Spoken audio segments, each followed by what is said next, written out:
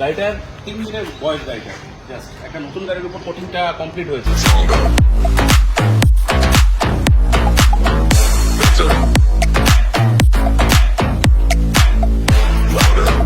আজ আমরা এই স্করপিওন গাড়িটার উপর সেরামিক কোটিং করতে শালিমারে এসেছিলাম।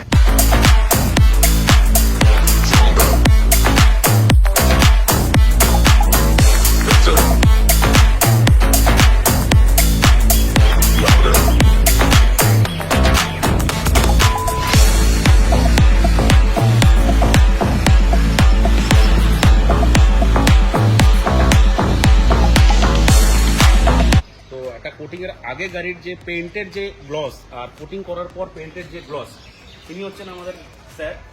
স্যারের গাড়ি করতে এসেছে স্যারের ফ্ল্যাটে। তো স্যার, আপনি ডিফারেন্সটা কি বুঝছেন আর ফিল করতে পারছেন যে কিছু একটা প্রোটেকশন হলো?